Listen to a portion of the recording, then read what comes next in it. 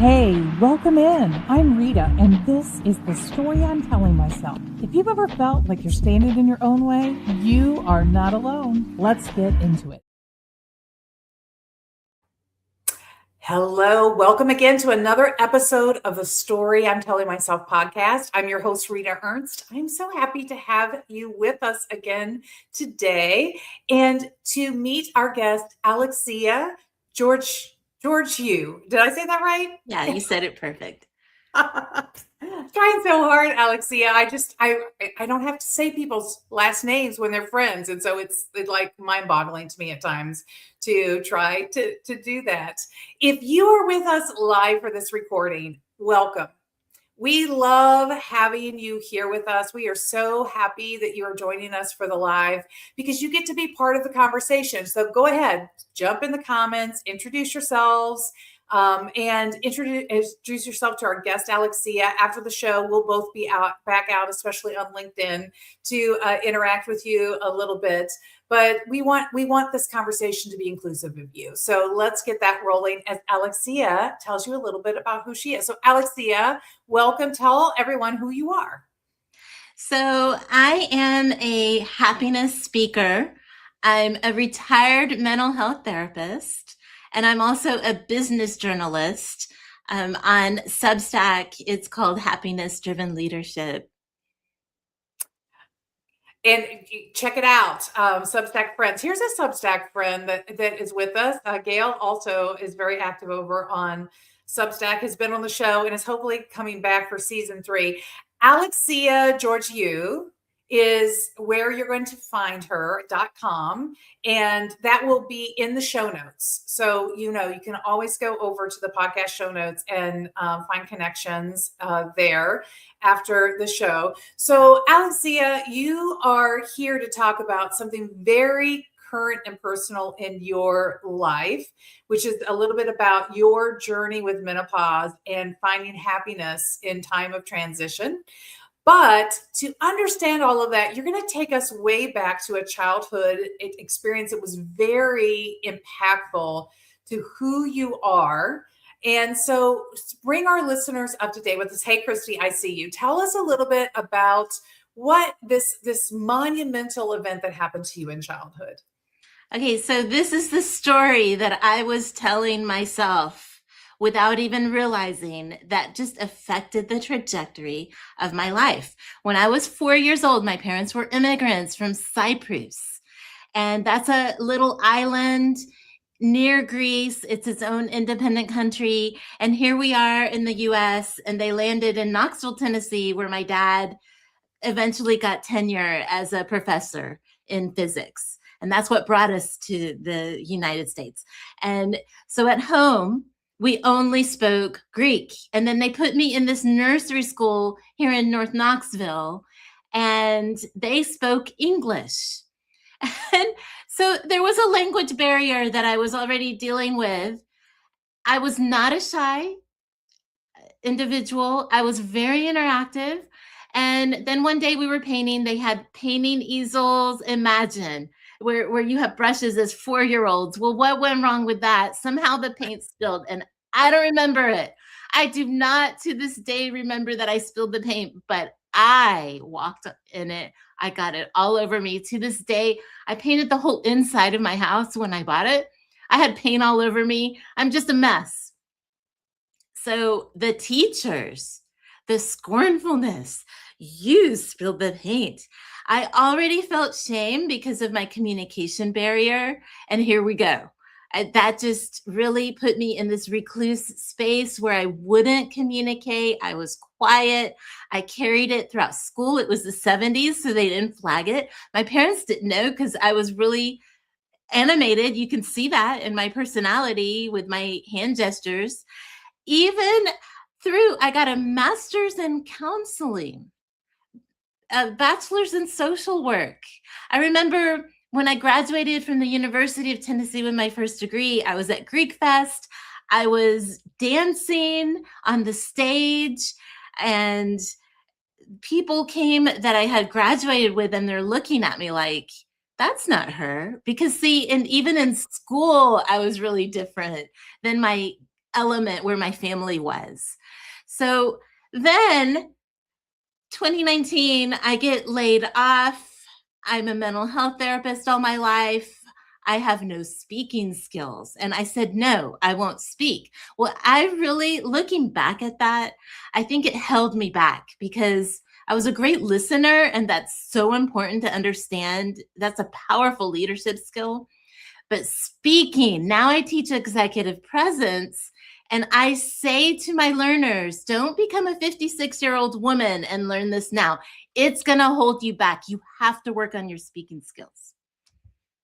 So this is so important, listeners, because you probably have in your childhood a paint moment, a moment of deep anxiety and shame. Shame is one of the most formative things that happen to us. And it happens in our very young stages of our life when we do not have the emotional capacity to navigate that. And so our body creates this safe space for us. So Alexia, your safe space was just to shrink down, be quiet, be smaller, not be your whole self. So you withheld for years outside of your family, these limited spaces where you really felt safe. You sort of labeled the rest of the world unsafe, and you kept yourself small and limited in terms of your ability to engage with it. Absolutely. And I was a mental health therapist. I had clients, group therapy, family therapy, but they knew me and they trusted me and it was safe. But anything outside of that, nope, I just wouldn't take that. And so it really held me back because like now we're in such a skill-based economy.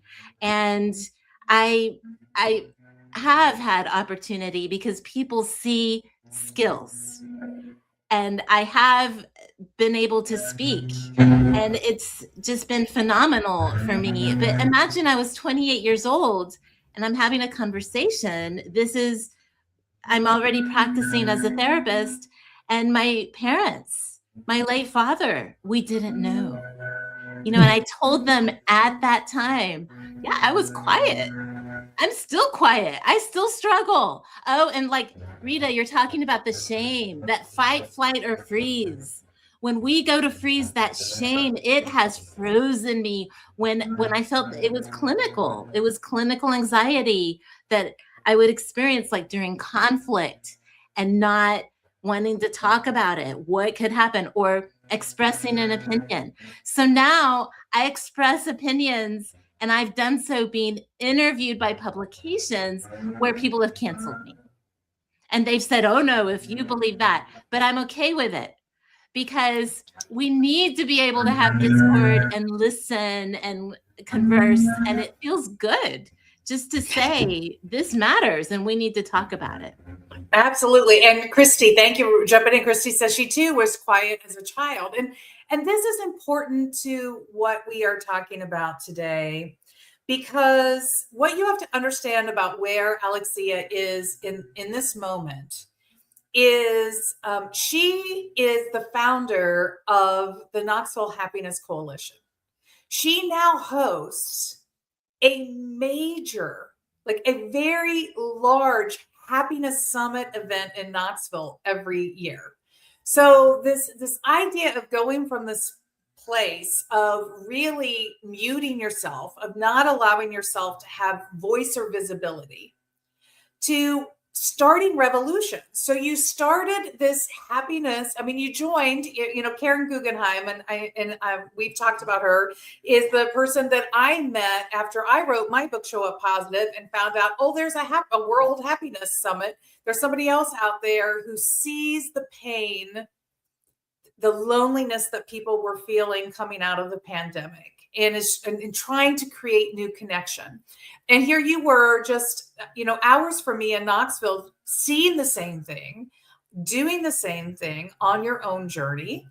And then beyond that, as a woman of a certain age, you started to notice the same thing around menopause. And so now your next revolution revolutionary act, right, is being a part of this conversation to elevate the understanding of menopause and to take that from being a place where women have to hide and shrink to making it something that we can talk about as easily as we talk about erectile dysfunction with all the commercials that are on TV all of the time, right?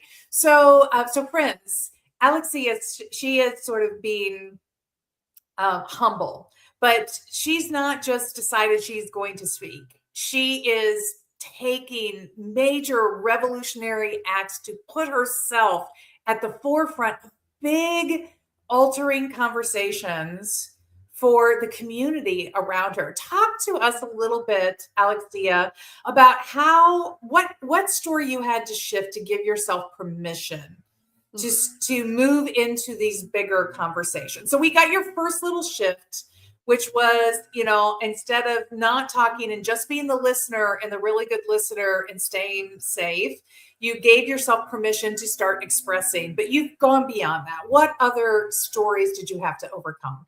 Okay, so it's the pandemic and we're all at home, and I had signed up for the Gathering of the Creatives with Julia Cameron, the author of The Artist's Way. They were offering, because we couldn't go in person, so they just threw these webinars at us where it was art through painting and writing. And that's when I started my Substack 2019. And I realized at that time how emotional writing was, but I really didn't break into it. And it's because of the Gathering of the Creatives that they had that paint component. And I was so blocked, I would just watch and I wouldn't participate. And then I went back to that moment and I said, that's the breakthrough. When I painted, it was so emotional, more emotional than writing, but it helped me break through into that space.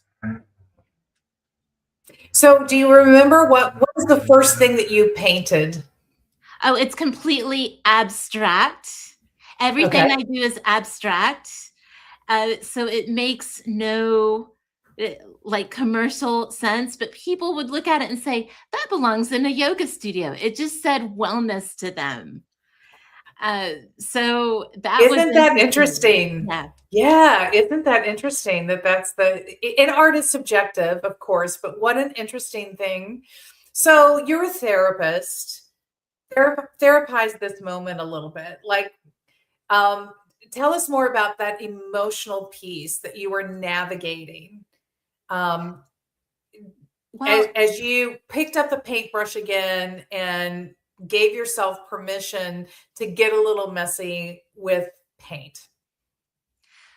It is everything. We're such emotional beings, and we're not used to talking or being in touch with emotions because they can seem really intense. And it was intense. And I had to be a therapist on myself and say, wow, this affected your communication.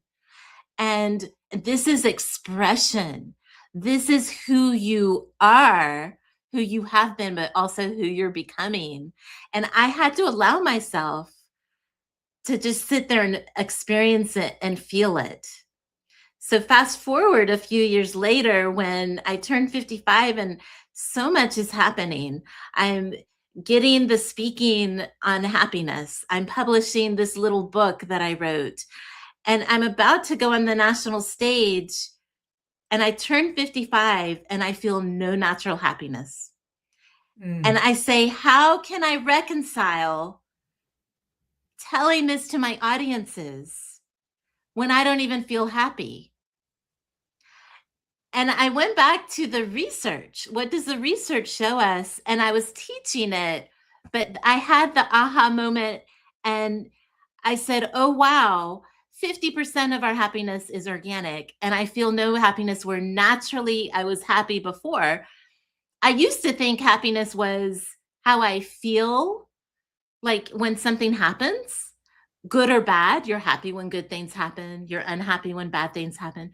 And the formula is 10% of what happens is our happiness.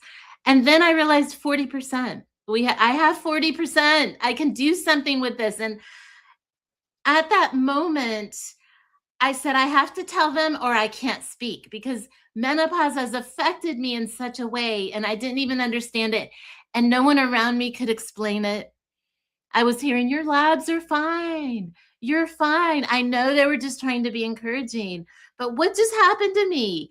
And boy, I sobbed for a week at 55. And I didn't know, as a therapist, like, I was like, am I even going to come out of this? Am I going to be okay? But it was, see, the painting about 5 years earlier was a start, and it was a breakthrough to get me to speak. And here I am about to speak, and it just, I couldn't even say menopause without sobbing. Here's what I see, but let me just post what Gail said here real quick. Permission is the most powerful act we can take for ourselves, and I know Alexia is completely agreeing with you. So what I'm hearing in what you're saying, Alexia, and I want to test and see if this resonates with you. Once you broke through this mental block of self-expression and you started painting and then you started writing, I think you got to know yourself at a level you were never able to know yourself prior to that time. Thank you, Rita. Yeah. Yeah, the self-awareness. Yeah. And just giving yourself permission to feel things, not to have to protect the child in you to block those feelings, but to paint and cry, to feel the feelings, to to allow that. So, I mean, this is one great place for us to pause to give our listeners some assistance. So, for listeners who are listening to your story and they're thinking about this deep moment of shame that they recall in their life, what's one or two things that they might try based on your experience that would allow them to start to give themselves permission to feel and to reconcile and to get to know their whole self again? Thank you, Rita, for pulling that out, because it is the neuroscience of this. That right now we're in a really calm state. We're having a beautiful conversation. I'm feeling heard, which is such an important part. Like, I don't feel heard. A lot of people don't. But then when something stresses us, we go to fight or flight in the nervous system. And then the shame is in the freeze. It cripples us. So how are we going to get from a paralyzed state where we're experiencing that shame from whatever it is, and to realize that's what it is?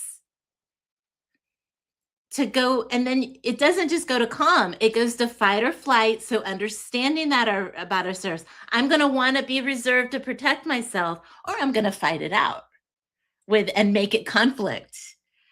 But it's not that other person, and it's probably not the situation. It's that memory, it's that trauma, because it affected us to a point where we're going to freeze and feel shame.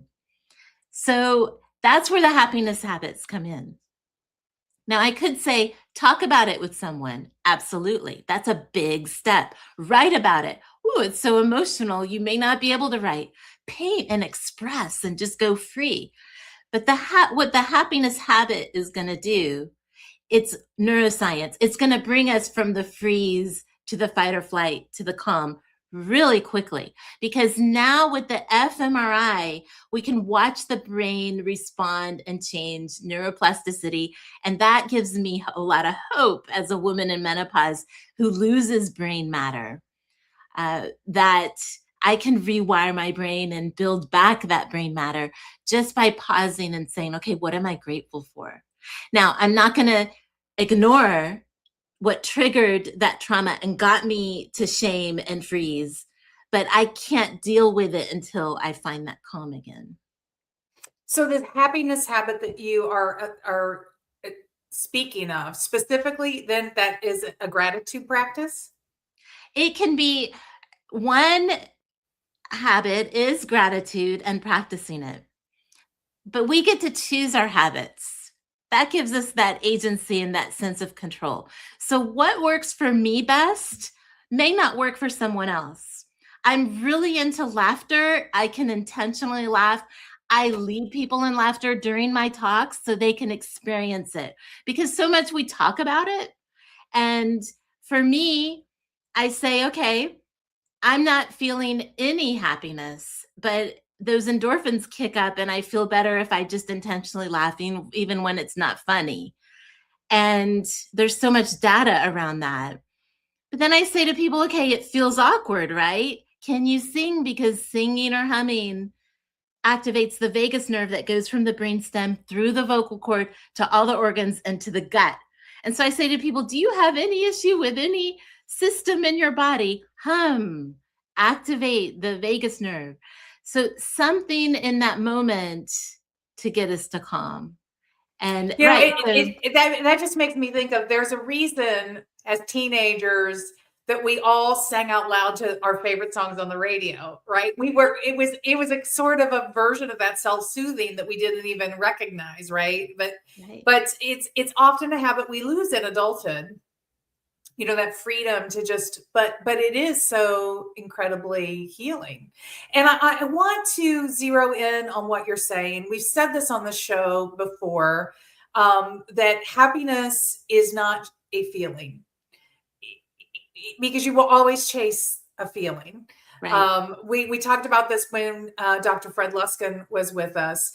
The 3 elements of happiness that I learned that I think are so important for us to understand is enjoyment, satisfaction, and meaning. That if in your life, if you are looking at what brings me enjoyment, what has me feel satisfied, fulfilled in what I'm doing, and what gives purpose or meaning for me, when you can bring that triangulation of those 3 things together, that is your source of sustained happiness, living in that space. Which doesn't mean that things won't go awry, that you won't have unhappy moments, angry moments, frustrated moments, or whatever, but they are moments that cannot steal away from you this larger inner structure of happiness that you hold, because you are living your life from a place that has enjoyment, satisfaction, and meaning for you. And that will be different for all of us. So no, there's no single path. Andrea says, thank you for being so honest and transparent. And I agree. It's wonderful to have that. Gail adds in that shame is baggage. And I agree with that. That's so hard to recognize.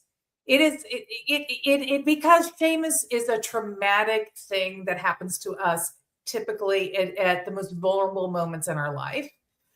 And so of course we don't want to look back on those things. It's scary. It's much easier to hide from them, but facing them is the thing that is going to give us more insight. And then Merle adds in the neuroscience and the vagus nerve is something that is important for all of us to understand, and seek out the people who are speaking about this. You can find many of them, and he's listing those in the comments. So you got in touch with yourself at a new, deeper level. So you suddenly understood, as you're taking the stage and you're bringing forward the revolution of happiness message that you're trying to help. You were trying to do larger social change. Let's just be honest about it, Alexia. You're trying to serve a community purpose. This wasn't your get rich scheme or get famous scheme. It was very much a service purpose that you were flowing through, but you recognized this disconnect within yourself.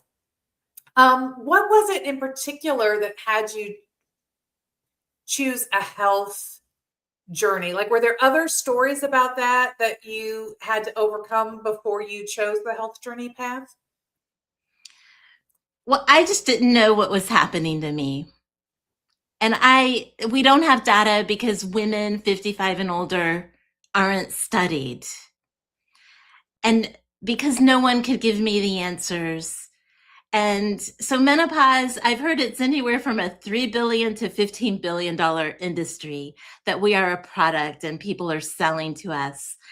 And all of the talk that we had since the pandemic on DEI and inclusion, there's so much that the older women, why are we left out? That we're expected to pay for concierge care. No, our primary care, our gynecologists need to be trained on menopause because half the population is women. And we start with perimenopause and then women in their menopause, and our primary care doesn't even know what's happening and can't explain it. So I want the equality, we throw these words around, for everybody to have help and understanding and to feel heard when they go to their primary care doctor covered by insurance. And that's fueled something in me because I didn't get what I needed.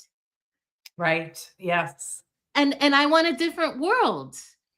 So I watch people. I was speaking to a TED Talk organizer. So I went to one of her orientations, and then she stayed on to speak to people who stayed later. And she was like, happiness, the World Happiness Fellowship, tell us. Oh, and then I said, yes, I don't feel happy now in menopause. Her micro expressions. Ooh, she went. And of course I didn't get picked. But I'm glad that I stepped into that because then I realized she's not ready for it, for her platform, because that's so stigmatizing. It's just not the right fit, even though I felt hurt. Right. But that happens a lot. It's stigmatized, and we need to destigmatize just by having conversations and then bring the equality for everyone to get care and understanding. And that's through training our doctors and providing workplace benefits for everyone. It's interesting because I have a lot of friends through the World Happiness Summit who are located in England and other European countries. And I especially see in England, there's a lot more conversation and stuff happening about menopause.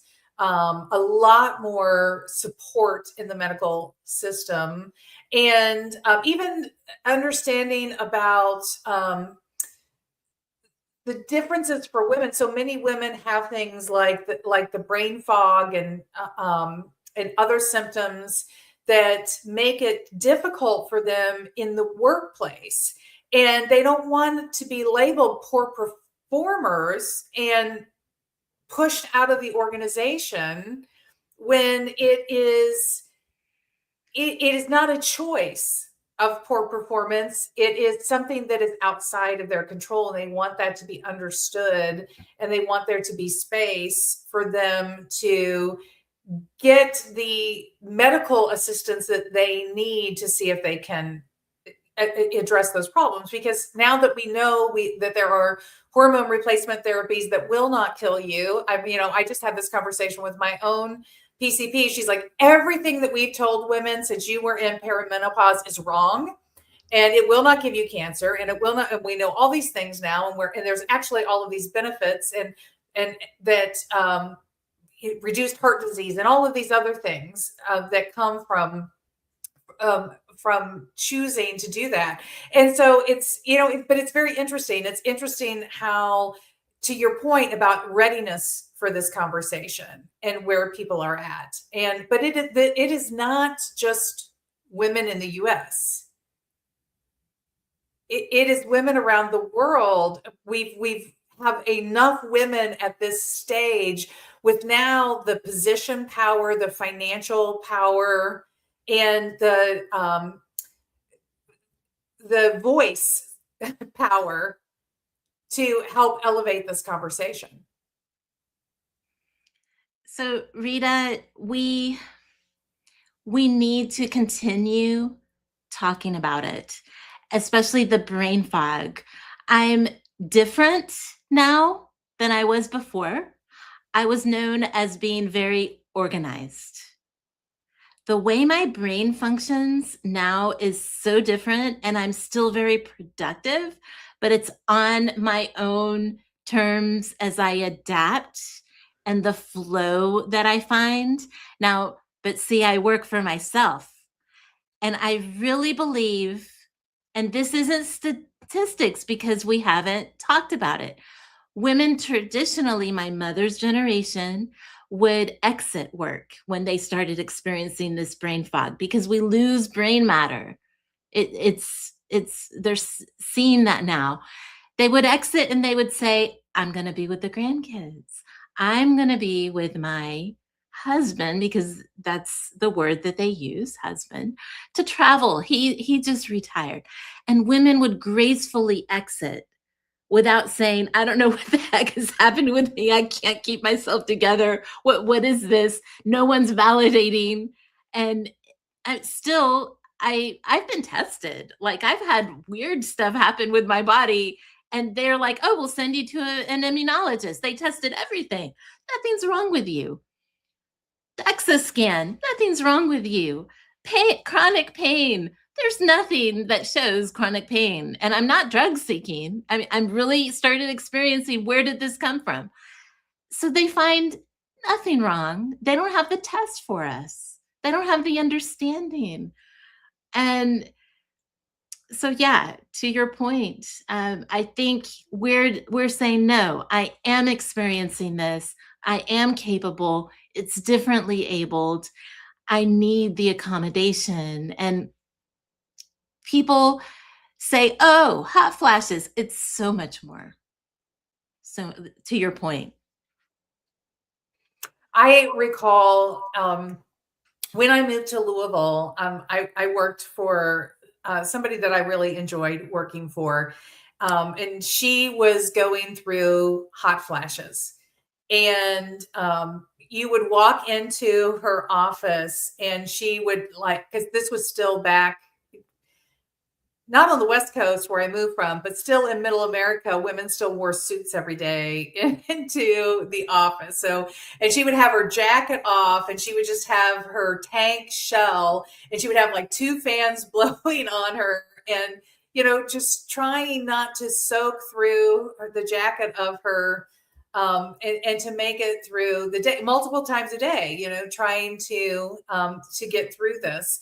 And what I appreciated about her is I'd never seen any person before her be so authentic about what was happening with her body and just being like, well, it just is what it is. And she was still there to work. She was still, all the things. But I love the fact that she was willing to not hide that. And I think that that story so often that we tell ourselves is that we have to not show certain things about ourselves, that if we do, we'll experience rejection. Yeah. We'll experience shame. Well, I'm going to say this. I think she had to, because it's like George on Seinfeld, when he was sweating a lot and people thought he was nervous, but he ate something spicy. And he was trying to explain that. It's like when I took the national stage and I'm speaking on happiness, or I was speaking on empathy, and I'm having hot flashes while I'm speaking. So either I explain to people, this is happening, this is gonna happen, and it did, and I am nervous. Y'all are terrifying me, this huge room. I've never done this before, but I'm here and I'm braving it, and I'm gonna have hot flashes while I do it. So it's a combination. Like, just before we started talking, I turned my air conditioning down. I started sweating. I'm holding this. Is it nerves? Is it hot flashes? Is it both? Okay, so if she hadn't embraced that and been so authentic, what would people have thought? And right. What is worse? And yeah. I feel like, the Monty Python, run away, run away. I wanted to run away and go to my safe space, quiet, and no one sees me. I could do it. So it took a lot of courage to stand there while I'm having hot flashes. And because I was like, I have something to say. 50 years listening, I have to say it. That meaning and purpose. Yes, absolutely. It gives you the clarity to sort of break through when you need it. So for listeners who are maybe not ready to start revolutions like you are, Alexia, and build communities of purpose together to take on big conversations that are needed in the world, but are just trying to get through their lives, what are one or two final thoughts you want to leave with them from your personal journey and experience about identifying and maybe releasing or renegotiating within themselves some of their own internal self-limiting stories that are keeping them from pursuing their fullest purpose and opportunity to have impact in the world? I think you said it. We do tell a story to ourselves, and we have to listen to it. And we're not going to know exactly the story that we want it to be. I had no idea or no intention to talk about menopause. I just knew that I relieved people's suffering for so long, and let's go the happiness and study the science and learn the neuroscience and in it. And then that freedom, I think everybody should write. If you have writer's block, it's emotional, it's tied to something. Write about that. And then talk about it. Even if you're not a writer, just audio record yourself. Just start by speaking. Speak your journal. I give that tip to people I coach all the time. Like just speak it, record it so that you can go back and listen to it at a later time if you need to. But record yourself, watch yourself. Yeah. Substack, if you do a recording, it has a transcription automatically. So you can just take the transcription, paste it, because those are your words. And so you didn't have to write it out. But Julia Cameron talks about the morning pages where you have a pad and a pen. And when you wake up, before our full consciousness is there, just write exactly the thoughts, even before you have coffee. So a lot of times I wake up and no, I don't want to write, but I sit there with my thoughts and feelings. That happens a lot for me. I even have more clarity before I go to sleep, and it might be 2 a.m. because I have a lot of sleep disruption in menopause. And I have such clarity, and I'm feeling it because the activities of the day aren't interfering with that. And our logical reasoning isn't explaining things away. And it's really feeling what's there in those moments and embracing it and capturing it. And to your point, okay, you may not feel like writing it out. Do a voice recording, do a video. So important. You're reminding me of something very important that I learned when I read Positive Intelligence by Shirzad Shaman. And in his book, he talked about our addiction to these little phones. Yeah. And so much of us, our habit is from the moment our eyes pop open, the first thing we do is we grab our device. And we might be saying, oh, I just need to check the calendar, or, oh, I'm just going to check the weather. But most of us do not stop there. We start scrolling the news. We start scrolling social media. We start reading emails and bring in all that anxiety of work and of life. And And the challenge that Shirzad gave everyone, hey, Lisa, I see you. So glad that you got here to hear part of this conversation with Alexia. And Lisa is somebody that Meryl says you need to connect with. So you'll see that, Alexia, when you go over to LinkedIn. But what Shirzad's challenge is to just practice being in your body for the first 10 minutes of awake time every day as a starting place.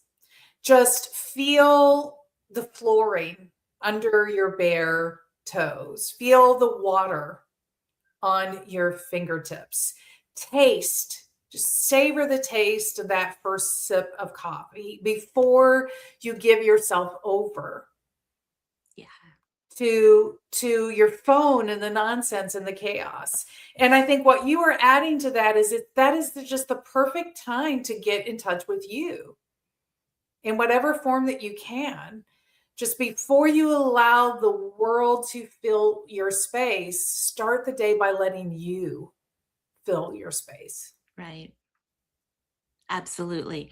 And it's interesting because when I was at SHRM 26, I was covering it as a business journalist, and they have something called Brain Date, where you just gather and talk about a topic. Well, there was a Christian Brain Date, and the question was, when do you practice your devotional? And I said, I'm all over the place. Now, I didn't sound so spiritual. My devotional with Jesus is so important, and reading the Bible, and that's part of me. And we each, getting in touch with our spirituality is the next step. Okay, with ourselves, we're never going to get in touch with spirituality. And I'm this woman that used to be so organized, and now I'm scattered. And it literally might be at midnight that I feel that clarity to have that devotional, because I'm going with this flow that's different. And I'm not there in the mornings until I connect with myself. And to your point, this phone, it's going to distract and consume and us. And we need to take the reins and say, no, I'm connecting with me, because then I connect with my spirituality. Then I connect with people. See, well, and you go back, and we only hit this slightly, but if you read Alexia's work, you choose your 40%. In those moments, 40%. You choose your 40% for the day that is within your control, who you want to be, how you want to be, what you want to bring into the world. Yeah. Yeah. That's happiness science. That's the research that we have 40%. And so I point to myself, Alexia, what are you going to do about it? Don't focus on 10% of what just happened. Don't focus on 50% of organic, 40%. But this is what affected my mental health. So I'm 50% blah, not feeling it. Okay, new normal. 10%, something amazing would happen, and it wouldn't offset the 50% blah. And I expected it to. Oh, that's like a whole nother conversation right there. That's a whole nother story that we tell ourselves. But we are out of time, and we're not going to get to have that conversation today. I just want to share this last thought from Gail. The phone and social media give us the illusion of connection, and then we wonder why we still feel empty. And it's very true. This phone is allowing the external to overtake your day. And there's, I mean, it's just, there's no other way about it. It is so much about all the things that produce anxiety and stress and fret and all of those things in our lives. We access those immediately at our fingertips now through our computers or our phones, our devices. So friends, take Alexia's advice, and then also think about like how you're starting your day. And maybe you can find a place where you can start learning to connect more deeply with yourself. It will be your version of painting that Alexia had, whatever that might be for you, where you just allow yourself to be with you. And we'll have a few journal prompts. If you want to get started, grab the episode journal out of the show notes on the podcast platforms and just start answering the 3 or 4 questions that we give you from this episode to help you start on your journey. And then you can come back every week and I'll feed you some prompts that'll help you get to know yourself better and help you improve your journey of shifting the story that you are telling yourself. Alexia, this has been a lovely conversation. Thank you so much. And thank you for the good work that you are doing in the world. I'm sure that we have many listeners who are going to reach out and want to connect to you because they're either going to be interested in your happiness work or they're going to be interested in menopause. Because as Christy Williams said, these are conversations that are needed and you are finding them resonating all over the place. And friends, Alexia would love to hear from you, and you can go to her website and come back again next week for another great conversation on the Story I'm Telling Myself podcast. Bye, everyone. Thanks for joining us.